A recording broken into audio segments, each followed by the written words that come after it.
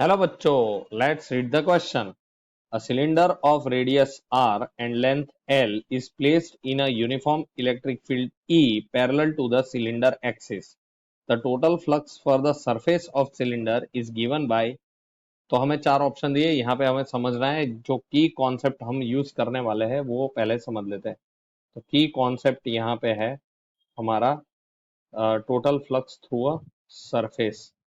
Total flux, total flux through a given surface, a given surface। और इसके लिए हम जो फॉर्मूला यूज करेंगे वो है 5 = इंटीग्रेशन और close integral E dot ds। अब एरिया और इलेक्ट्रिक फील्ड दोनों वेक्टर है तो दोनों का dot product would give you the total number of field lines that is crossing some closed surface। तो इसको यूज करके हम यहाँ पे से अब सॉल्यूशन समझते हैं, सिचुएशन समझते हैं। तो सॉल्यूशन हमारा जो है वो होगा इस तरीके से। मान लो मेरे पास एक सिलिंड्रिकल सरफेस है इस तरीके से। अब ये सिलिंड्रिकल सरफेस की यहाँ पे ये मेरी सिलिंड्रिकल एक्सिस है। अब ये बोल रहे हैं कि the electric field is along is placed in a unit parallel to the cylinder axis।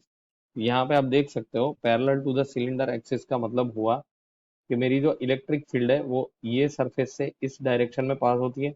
मान लो ये सरफेस नंबर 1 है, ये सरफेस नंबर 2 है और ये वाली सरफेस नंबर 3 है। तो यहाँ पे अगर मैं एरिया कंसिडर करूँ तो ये एरिया की डायरेक्शन हुई D3, DA3 भी बोल सकते हैं इसको।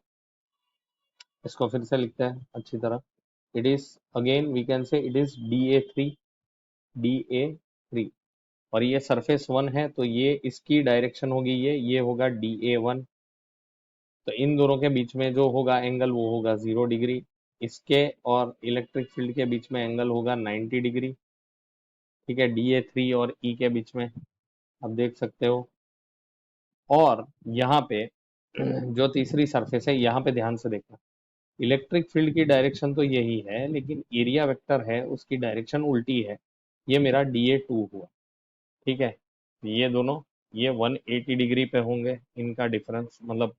तो इस तरीके से total flux, total outward flux, total outward outward flux को हम कैसे लिख सकते हैं? तो यहाँ पे हम लिखेंगे total outward flux phi is equal to φ1 plus φ2 plus φ3। Science के साथ लिखेंगे बच्चों। तो यहाँ पे पहला हम लिख देते हैं ई डॉट DA1। DA वाला सर्कल है तो DA1 is equal to DA3 is equal to pi into उसका रेडियस जो है वो है r²। तो ये हमें मिल गया है। चलो अब ये पहला हुआ प्लस ई डॉट DA2 क्योंकि फ्लक्स तो तीनों में सेम है प्लस ई डॉट DA3। चलो तीनों की वैल्यू रख देते हैं तो ये पहला होगा therefore phi is equal to E DA1 cos 0 degree. ठीक है, ये पहला cos 0 degree plus E DA2 cos 90 degree क्योंकि डॉट प्रोडक्ट में कॉस आता है हमेशा और ये एक स्केलर क्वांटिटी होगी। और EDA3 क्या होगा हमारा? EDA3 आप देख सकते हो इट इज, अच्छा EDA3 इसको ले लेते हैं, इसको EDA2 ले लेते हैं। चलो ये EDA3 है कॉस 90 वाला और ये तीसरा है वो DA,